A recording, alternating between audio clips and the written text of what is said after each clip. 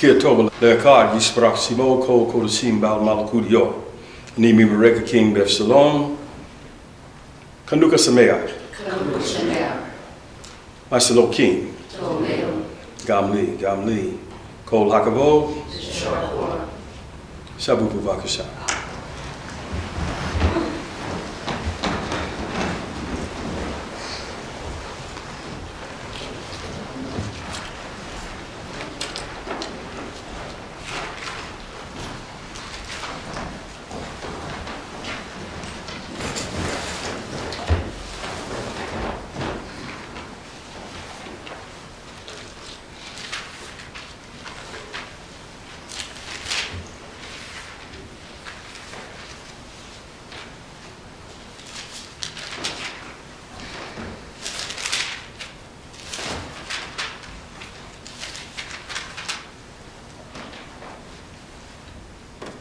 Tonight we have come to, again, the final night of this 8-day devotion that we have been going through, and again, purification, dedication. And again, the dedication is purposeful, for we have a goal that we have been given that has been predetermined for us, and that is to cause the beged, that is the physical body, the golim, to become equivalent to the soul, so that there's an elimination of death, and not only the elimination of death, but also the unfoldment of Olam Haba, and that is the world to come.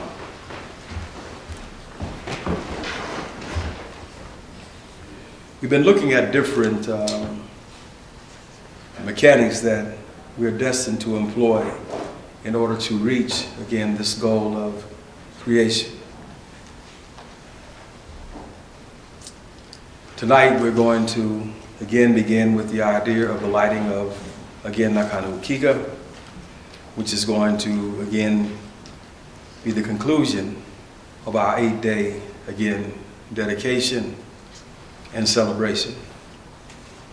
So we're going to ask that we would have a volunteer to come and to, again, put the last candle in and then light the Chanukah.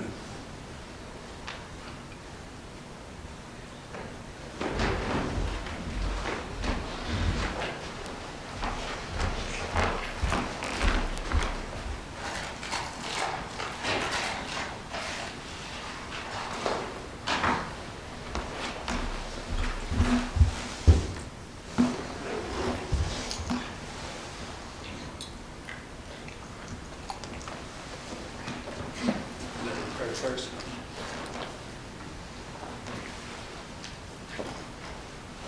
Hier staat op.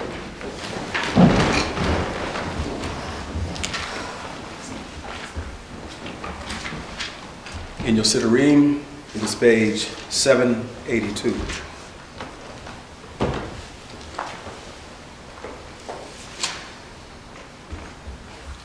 Baruch atah Adonai Eloheinu melech haolam, asher kitzenu b'mitzvotav v'asivanu lehadniak ner shel Chanukah. Baruch atah Adonai Eloheinu melech haolam, sheyaseh nasim lehavotenu b'min hayim zim bazman hazeh. Amen.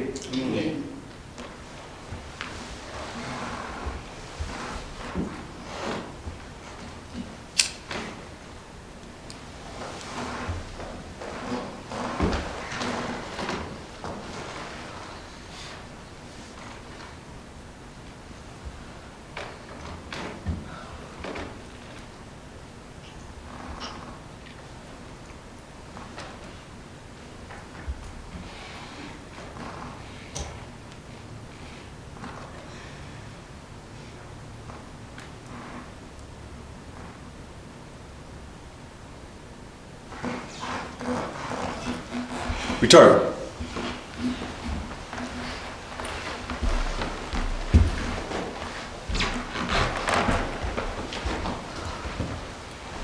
Shabu, buvakasha.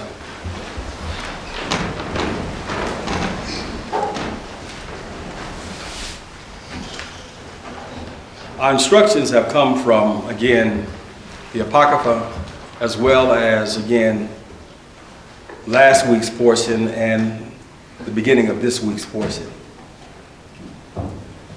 This week's portion is Parashat Vayegash.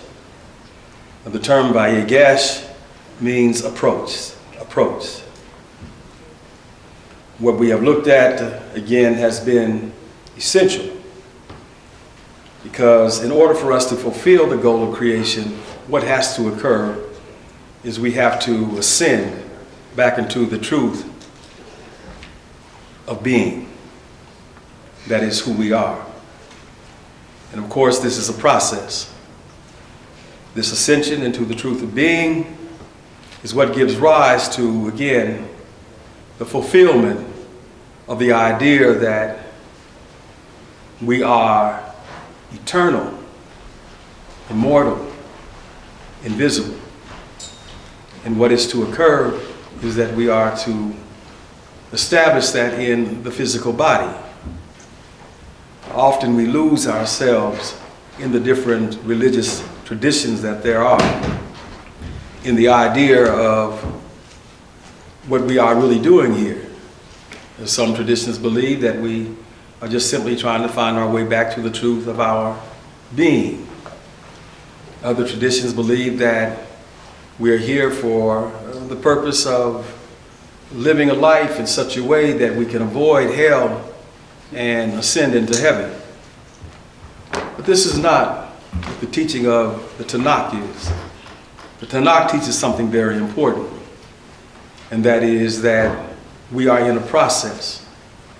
And the process that we're in is something that will unfold, again, the unlimited potential that you are.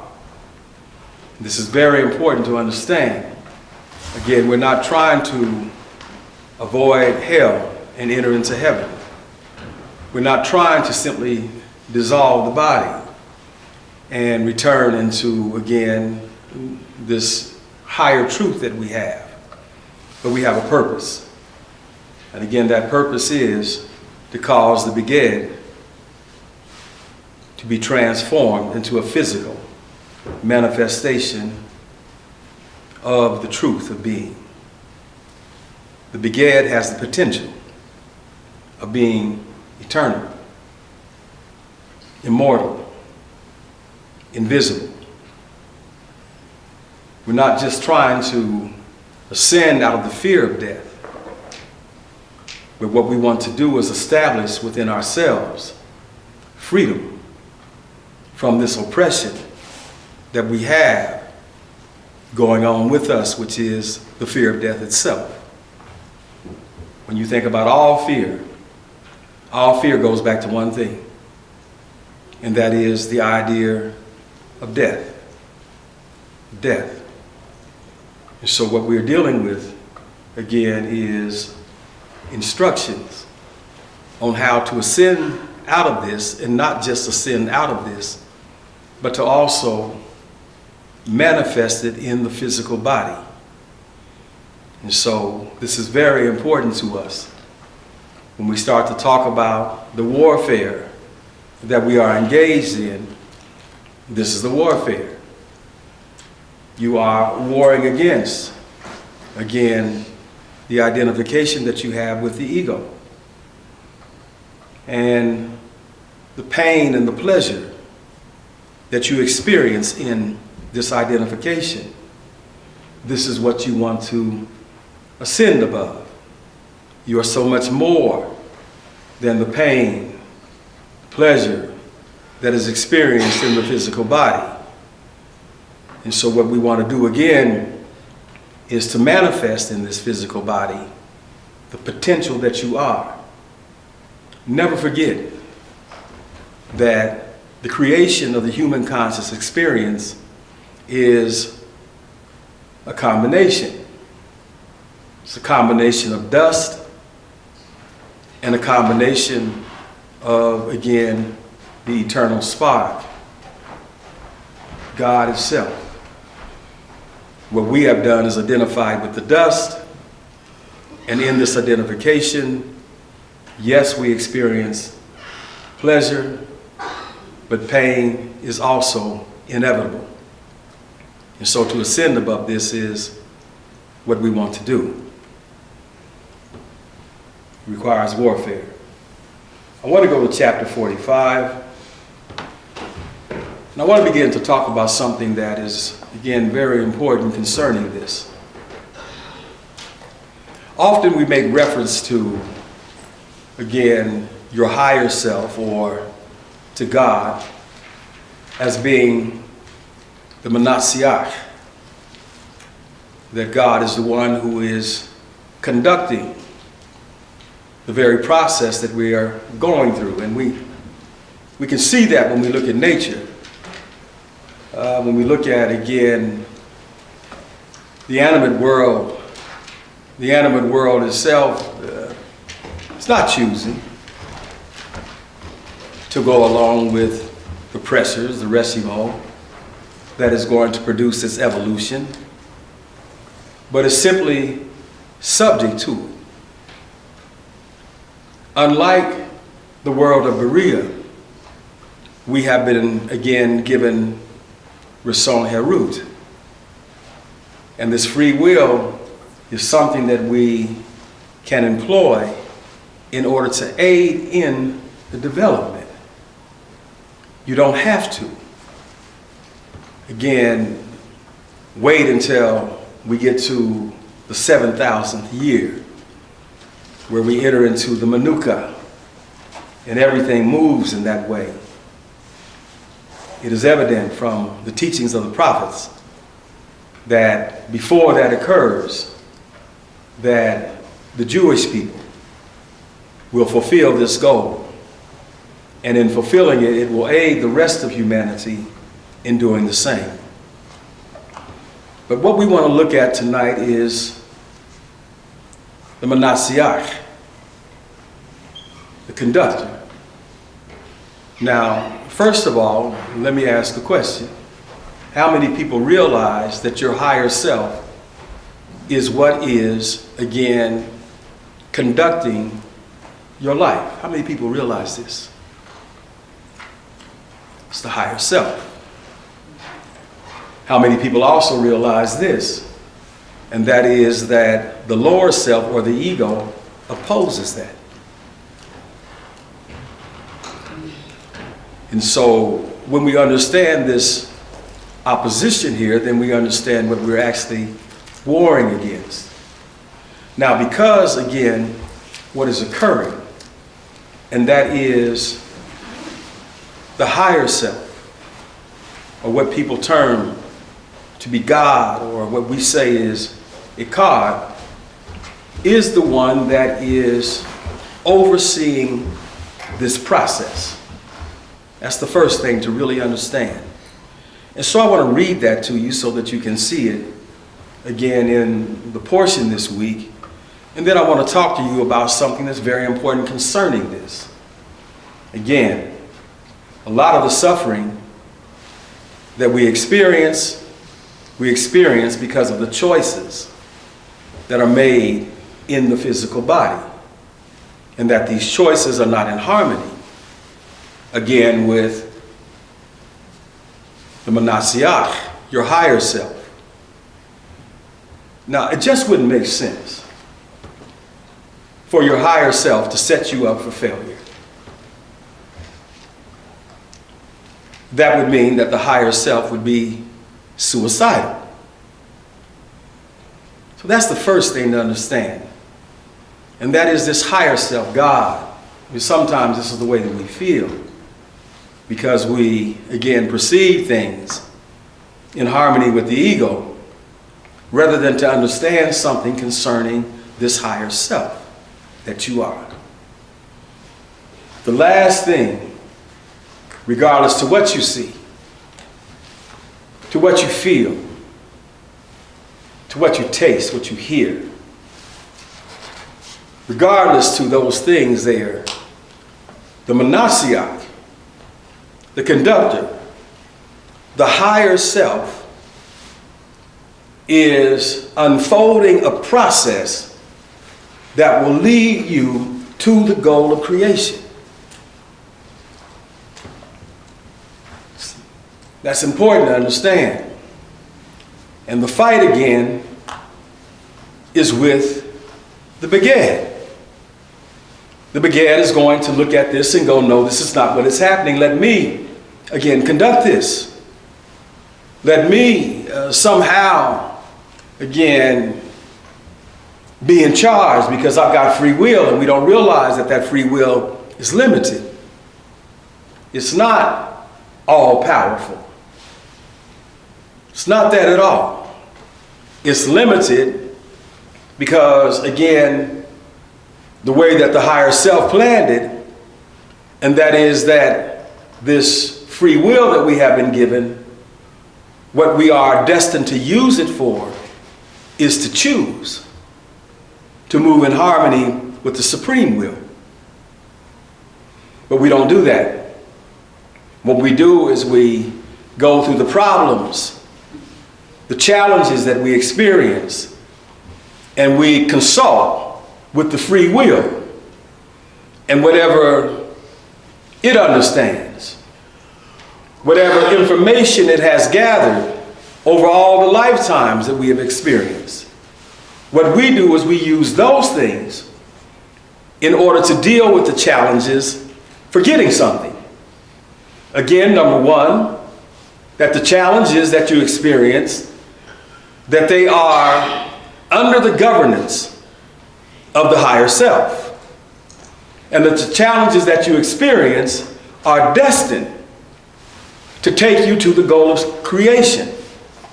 So what we do is we have an argument within ourselves. Let me do this because this will take me there. Or we become fearful of whatever is occurring because we don't understand something very important, and that is that the process is under the management of the higher self. Everything that's happening to you is happening to you for one reason. One reason. And that is that you might be able to ascend into the goal of creation. Everything that happens that way. Why? Because it's under the management of the higher self. It's under that. So sometimes we think that when something that looks disastrous is experienced, and of course it's experienced by the ego, that somehow or another that this is something that is against the unfoldment of the goal of creation. But it's not. What the Begad experiences is pain, pleasure. Some things it likes, some things it doesn't like. But all things that's coming to it are coming from management that is taking it towards the goal of creation. You have the choice as to whether or not to go with this. But I want to read that now. It's very important to understand. A lot of times we go in this direction and in that direction with the idea that I'm going to fix some challenge that I'm going through. And I'm going to make things better because of, again, the knowledge, the information that I have. Remember something. The fourth exile is the exile of knowledge. It's that. The knowledge that you have gained, what you're going to discover about it, again, is something that is below the barrier, and that you have to ascend out of that knowledge into something that, again, is in harmony with your unfoldment. You have to ascend out of it. This is important to understand. Again, we wrestle with this. More knowledge, more understanding. Let me get to this internet. Let me get to some book. Let me get before someone that's going to pour information into me, dealing with one of the 7 disciplines of the human conscious experience. This is the way we think. And we think that by getting this stuff, that what it's going to do is it's going to somehow take me to the goal. It's not. Knowledge and its end is now. A lot of us have no idea what's coming next because we can't see past this idea of knowledge. That's what we think about it. We think that somehow or another, the more knowledge that I gain, the more cement you put in my head, the better off that I am. But the truth is, this must be emptied out. Knowledge is not going to take you there. It's an exile. In other words, it is oppression. Oppression at a higher level than what we say is power. At a higher level than what we say is wealth or the accumulation of the desires. It's oppression, but we don't know that. We're getting to the place right now, and I want you to think about this. And that is that the knowledge that we possess is less than what you can find on the internet.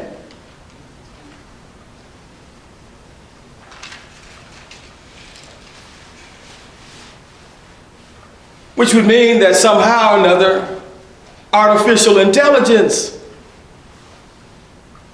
is now more advanced than you. That's not true. But this is what we think when it comes to knowledge. The more knowledge I have, and we like to sit around and talk about that, the better off that I am. But let me say something again. Knowledge, which is a part of the process, is also something that you have to ascend out of, which means there's something higher than knowledge. Remember what the four exiles are. Yes, there's something higher than knowledge. But let's read. Chapter 45. Now Joseph could not restrain himself in the presence of all who stood before him. So he called out, "Remove everyone from before me." If you remember, this is dealing with the idea that his brothers are now before him. They have a charge now that they have taken his goblet.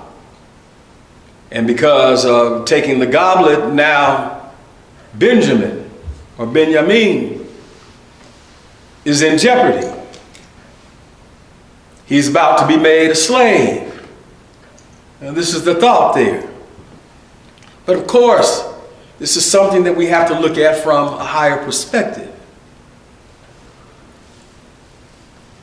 So while this is going on, Joseph has gotten to the place to where he is overwhelmed by his brothers. He misses them. And y'all know how it goes. After a while, things that you hold against people, you stop holding it against them. You start to see there's no reason for this. Why am I doing this? It's like that with him.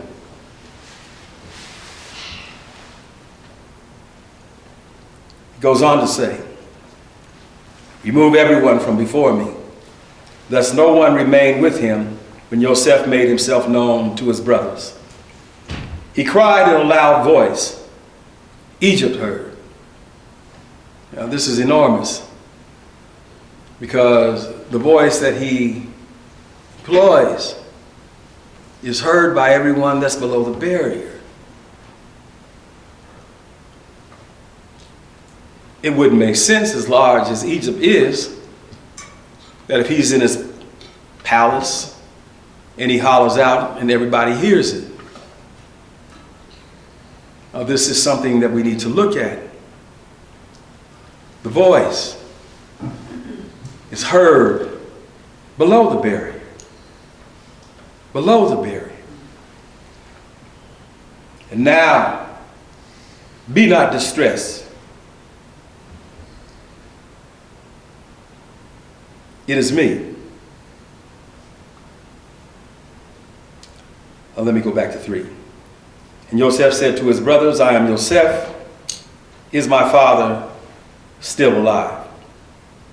But his brothers could not answer because they were left disconcerted from before him.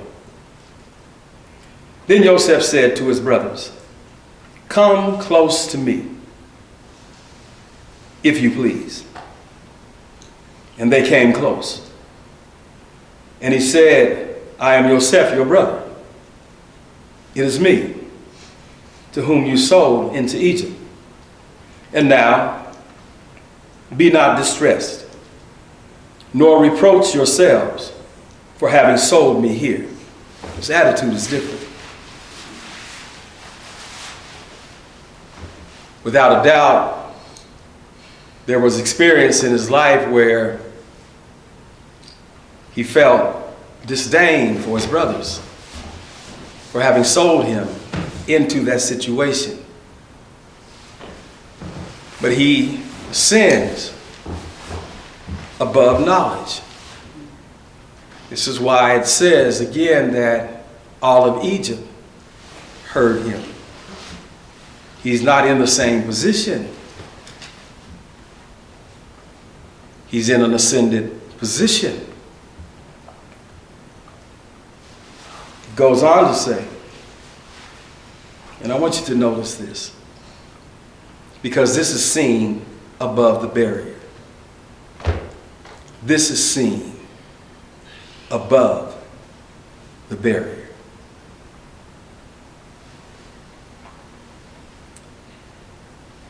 Be not distressed, nor reproach yourselves for having sold me here. For it was to be a provider. But then notice this, that God sent me ahead of you.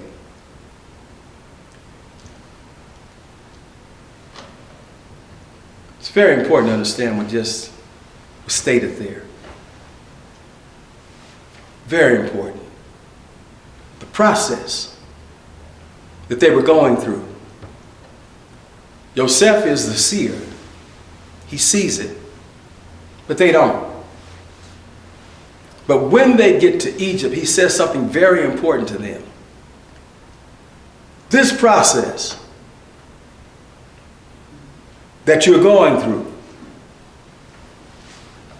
this saving that you are experiencing, is under the management of God.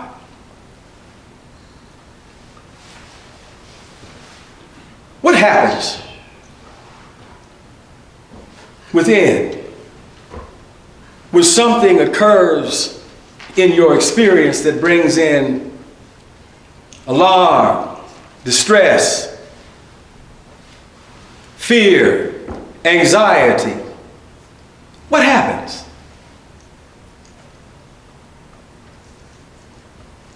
This is where we invented the devil. When we see those types of things occurring, what really occurs to us at that point is that somehow or another, God is out of control. He's not managing anything. The management is up to me. And I hope I make the right choice. All of these types of things start coming up in the mind. That's true, isn't it? Think about it. All of this stuff starts happening.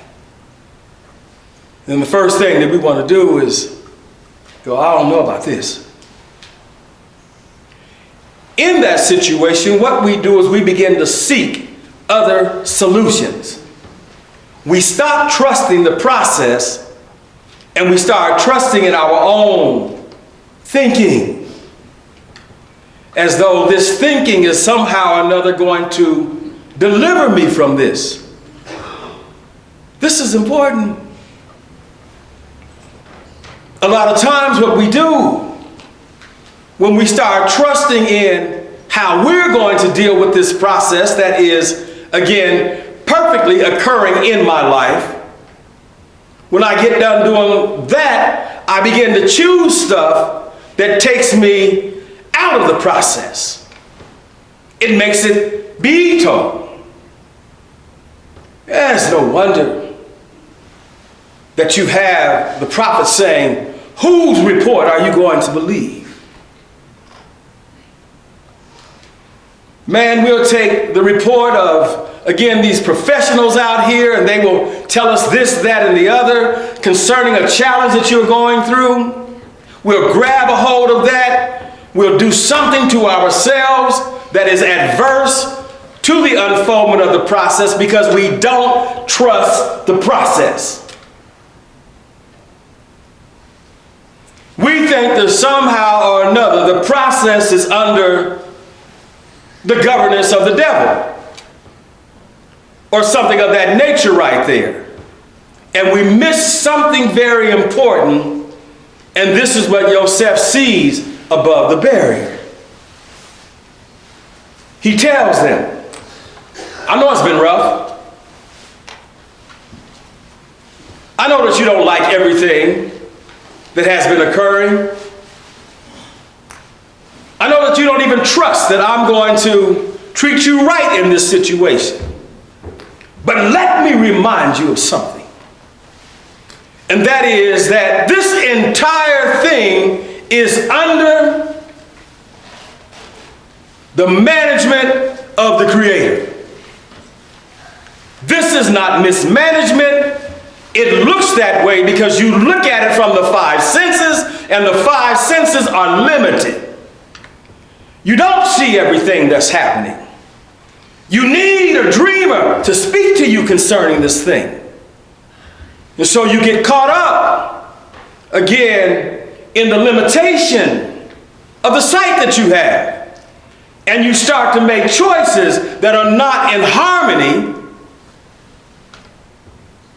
with the process. As people get older, and I was sharing this with Rabbi Milka today, and we talked about this in other forums. We said that, the higher you ascend, the harder things get, the more darker it is, things of that nature right there. You know why? So that your light can become greater. But it's your light. It's your understanding of the truth of who you are that this occurs. So we start to see things happening more and more and more and more, and it almost looks like God is so unfair. You have the young people over here, they don't have so many problems. You have this person over here, he's older, she's older, they got all these problems going on, and we forget something. This thing is under management. And the management that's occurring is not so that you would fail, but so that you would succeed. But you have to deal with it in harmony with the instruction.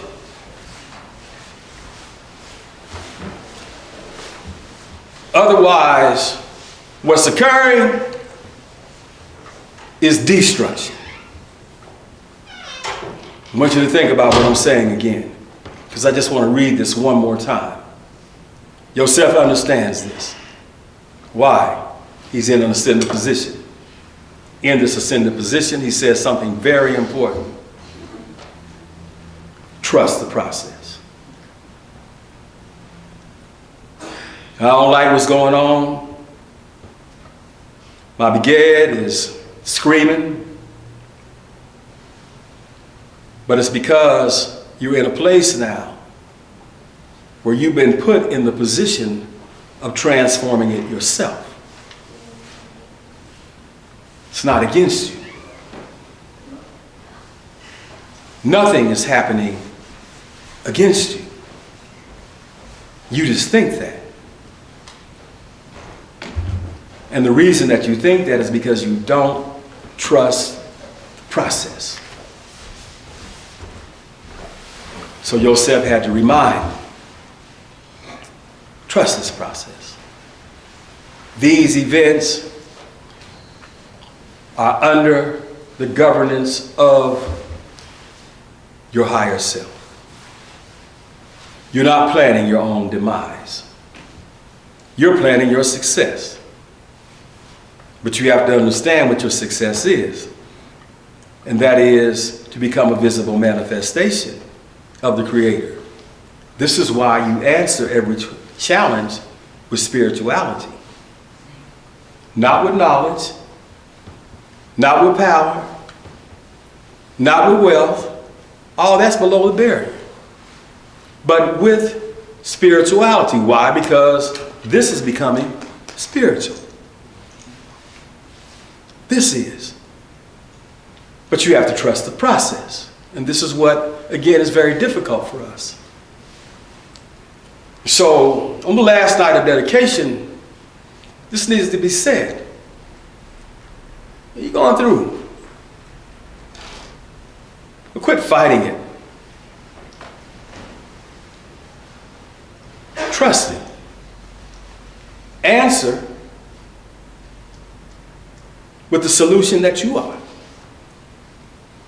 Remember what we say, and that is that God gives you the solution before the problem. The solution is Him. It's your higher self. So that you learn to establish your higher self in all of these things rather than to establish anything else. Because that's what we do. We don't trust the process. So it took a visionary to stop them and to say, wait a minute. Yeah, I know things look bad to you. It looks like this is the end of all. Trust the process. Trust the process. Don't allow, again, the arguments that are made in harmony with this false identification to make you choose something else. Because if the solution is to become God in that area, then any other solution is off. Trust the process. Trust it. Don't act as though God don't exist. Your higher self don't exist. That it has no plan. That all that's occurring is things that are random, that bring destruction to you. That's blindness. Trust the process. No, it don't feel good to be brought before this situation here and have to bow. Don't worry. Trust the process. This is for your own good. Bow to the vision. Understand what it means. Because it's there as a revelation of the process. You're seeing it. But now trust it. The person that is dedicated is the person that trusts the process. You trust it. You don't feel as though somehow or another you serving a God that's just waiting to destroy you or something. It's not. It's your higher self. Your higher self is not doing that. What brings the destruction is choosing something else.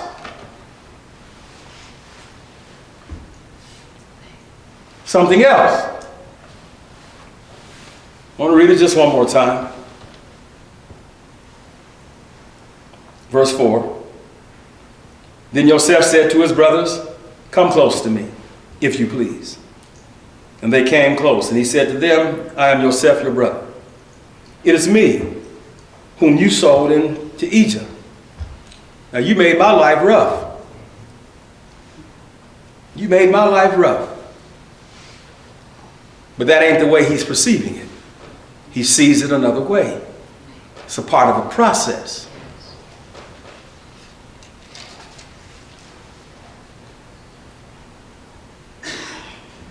And now be not distressed nor reproach yourselves for having sold me here, for it was to be a provider that God, don't forget that right there, that God, it was under management. The thing that hath been is the thing that shall be. What causes us, again, all of this uncertainty and things that we have is because we don't trust the process. And so we're running to and fro, trying to get something that will bring us some type of stability, and you'll never find it. You'll just keep running.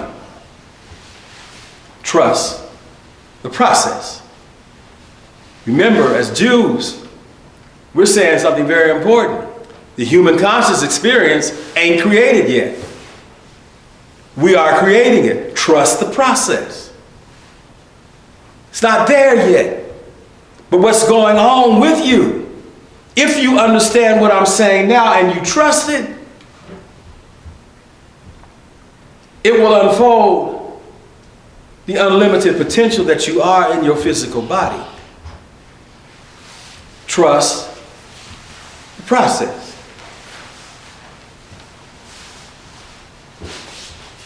For it was to be a provider that God sent me ahead of you. For this has been 2 of the hunger years in the midst of the land. And there are yet 5 years in which there shall neither be plowing or harvest. Things ain't going to be like normal. But it's not working against those that trust the process. It's not working against them. See, when you start to talk about free will, I'm free to either choose the process and trust in it, or to reject it. I'm free to do this. Trust the process. Thus God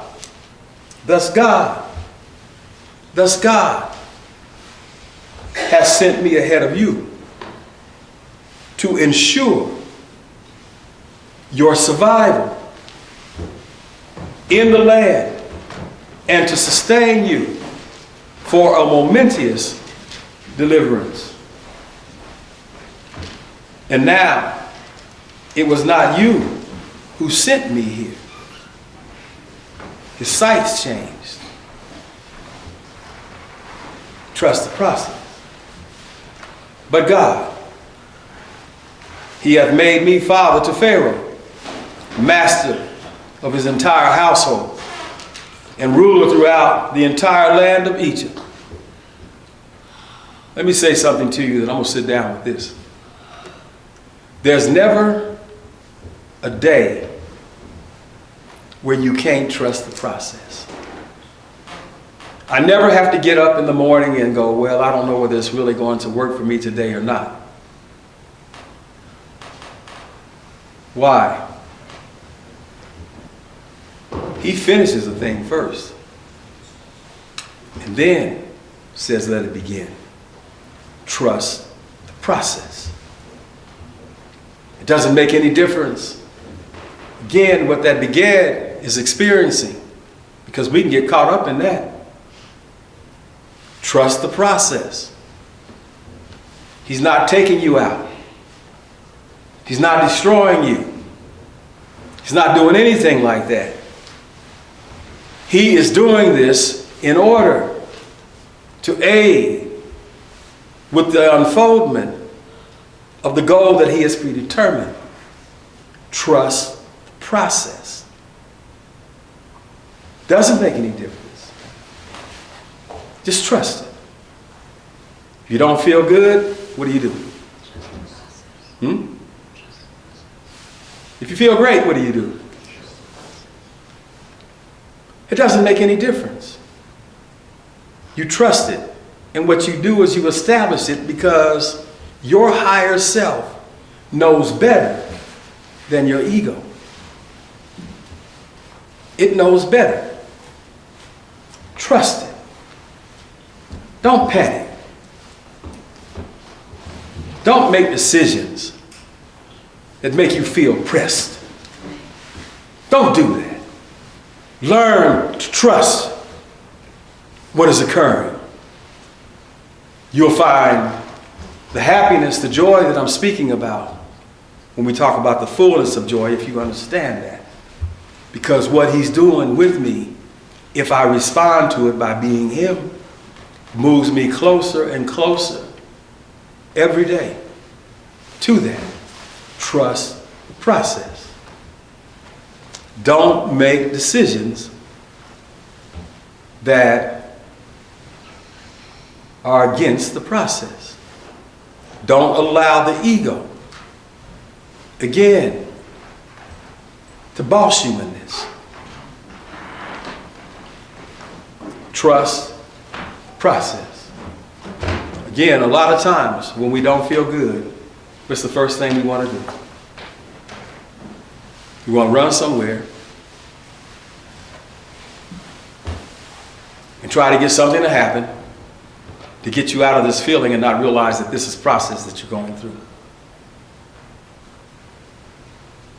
He's causing the began to become spiritual. That is eternal, immortal, and invisible. You have to trust this. This is the Jew. We just keep trusting. There is a conductor. That conductor is your higher self, and that conductor is not there to bring destruction to your life. We spend a whole lot of time, heart beating fast, a lot of stress, a lot of anxiety, because when the process is going on, we just don't trust. And that fear comes up. Fear of death. And we start running to and fro. Trust the process. Nehalel yo. Nehalel yo. Nehalel yo. Amishrokah. Amishrokah. Amishrokah. Ve'ahava ve'shimka ve'shalom.